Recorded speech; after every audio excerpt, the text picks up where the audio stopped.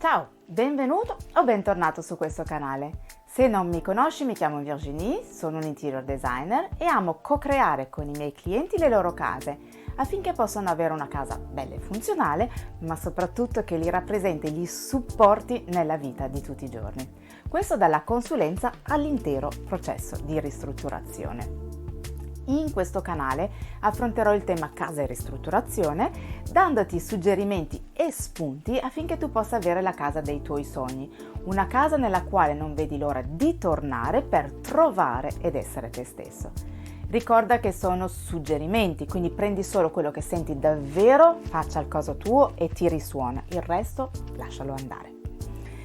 In più di un video mi hai sentito dire come avere una casa sempre ordinata sia importante per avere una casa organizzata, invitante, armoniosa e raffinata. Oggi vorrei approfondire questo discorso, ma prima di cominciare, se ti piacciono questi argomenti e non l'hai ancora fatto, iscriviti al canale, così resterai sempre aggiornata e mi aiuterai a farlo crescere. Io lo apprezzerò tantissimo. Metti un bel like al video e partiamo!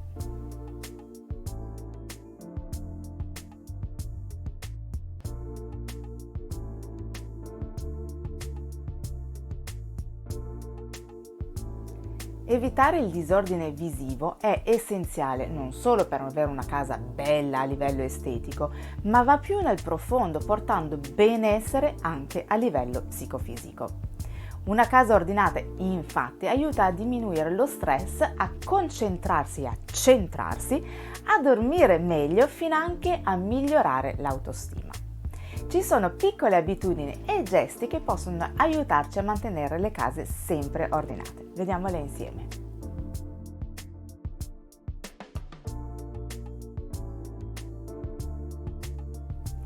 Uno dei motivi per cui spesso le nostre case, e sì, mi ci metto anch'io, sono disordinate è perché abbiamo troppe cose e non riusciamo a gestirle tutte. Più cose ci sono, più è facile che si accumulino creando disordine e meno abbiamo poi voglia di sistemare e si crea così un circolo vizioso. Quindi bisogna cercare di eliminare tutto ciò che non serve o non ha più ragione d'essere. L'ho detto in un altro video, lo so, non è facile e ammettiamolo, spesso non si sa nemmeno da dove cominciare e potrebbe richiedere tempo, quindi si finisce con il rinunciare. Però un trucco c'è ed è quello di farlo a piccole dosi, ovvero dedicarsi 10-15 minuti al giorno o anche alla settimana se vuoi e partire da una stanza alla volta, dai cassetti e dagli armadi e così via. Potranno esserci delle cose che hanno un valore affettivo, queste vanno messe da parte per poi magari fare una scatola, ma mi raccomando, devono avere davvero un significato importante, se no lascia stare. Il resto dallo via o vendilo se è in ordine e utilizzabile, oppure butta. Vedrai che piano piano che lo fai, vedrai la tua casa sempre più ordinata e ci prenderai perfino gusto. Sarà di nuovo un circolo, però stavolta sarà virtuoso. Quando avrai finito, vedrai che poi mantenere ordinato sarà più facile. Avrai anche fatto spazio per il nuovo, ma attenzione a non riempire tutto nuovamente. Anche quando compri, fallo in maniera consapevole. Mi serve davvero? Lo userò? Se fosse qualcosa di decorativo, chiediti se dà un valore aggiunto con un significato che parli di te o qualcosa che poi invece potrebbe stufare.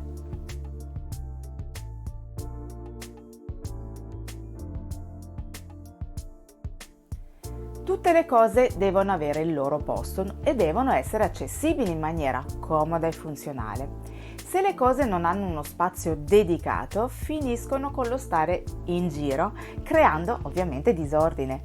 E quindi è importante che tutto abbia un posto dove poter essere riposto. Attenzione alla scelta di questo posto, deve avere un senso e come detto prima deve essere comodo e facilmente accessibile, se no finiranno di nuovo per essere lasciati in giro. Trovi davvero 1,5 milioni di idee su come organizzare la casa con infinite tipologie di contenitori, molti bellissimi, e ne ho suggeriti spesso anch'io. Il fatto è che anche i contenitori non sono per tutti. Voglio dire che per qualcuno possono risultare scomodi e funzionali.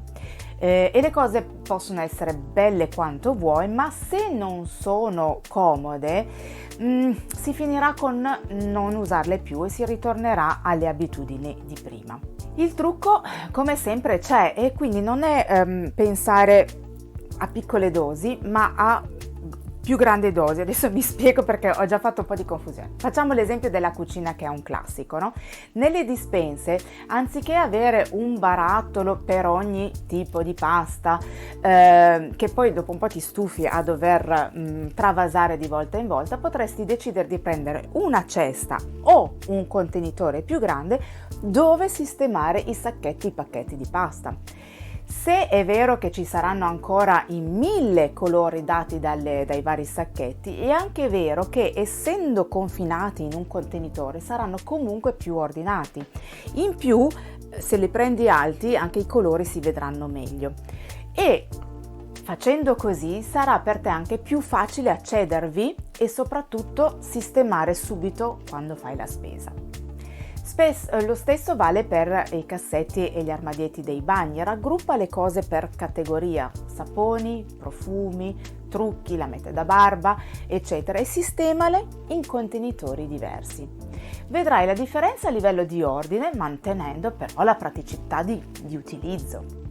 Piccolo suggerimento: ricerca e prendi contenitori uguali, almeno nei materiali, per un'omogeneità visiva.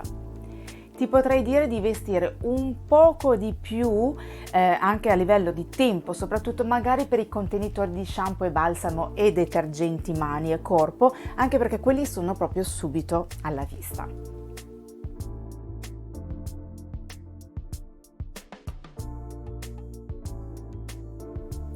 Può sembrare quasi sciocco, ma anche il fatto di rifare il letto ogni mattina è davvero importante per mantenere la casa sempre ordinata.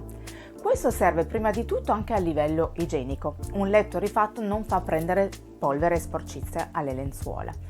Inoltre, rientrare a casa dopo una lunga giornata di lavoro e vedere il tuo letto ben sistemato e pronto ad accoglierti è davvero un vero toccasana psicologico. Vederlo invece in disordine ti darà un fastidio inconscio, magari riportandoti alle situazioni caotiche o stressanti che potresti aver vissuto durante il giorno. Quindi investi qualche minuto in questa abitudine, ricordandoti anche di vestirlo con cuscini e coperte. Non deve esserci tanta roba, ma quel tanto che basta per renderlo subito invitante e accogliente.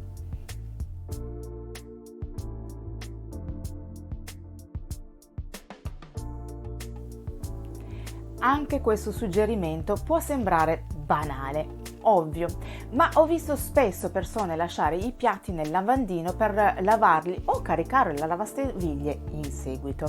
Questo capita soprattutto per la colazione, perché si va di fretta, e la sera perché si è stanchi.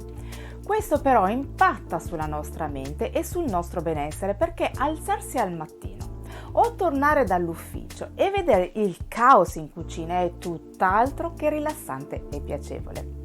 Quando succede al mattino, cominciare sistemando il caos non è il migliore dei modi per iniziare la giornata in maniera serena.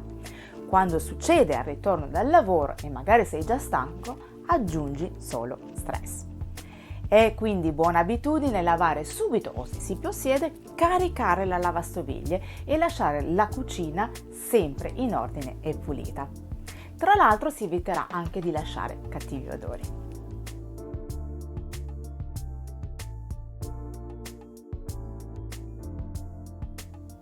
Questo punto è simile ai due precedenti, soprattutto al letto. Entrare in casa e vedere un divano ordinato, con i cuscini belli gonfi e eventuali coperte ben sistemate, anche quelle che sembrano lanciate, in realtà hanno una sistemazione precisa, ha un impatto positivo e calmante su di noi. Come per il letto, il divano diventa invitante e accogliente. Non ci si impiega tanto tempo, meno ancora di rifare il letto, ma questa piccola abitudine lascerà sempre la sala ordinata, piacevole e rilassante.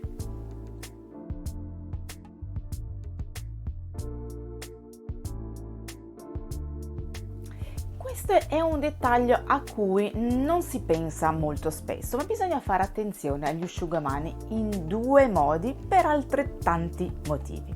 Il primo è che bisognerebbe cambiarli spesso, sembra sciocco, ma entrare in bagno o in cucina e vedere asciugamani tutti stropicciati e sporchi non è il massimo. Inoltre, inevitabilmente odorano e questo si sparge per la stanza. L'altra cosa a cui fare attenzione sono i colori. Bisognerebbe infatti prendere degli asciugamani sia per la cucina che per il bagno che siano in accordo con la palette scelta. Questo, come sempre, è per creare un'armonia visiva che farà bene non solo agli occhi ma anche alla mente. L'armonia infatti ha il potere di tranquillizzare e rasserenare, quindi rilassare.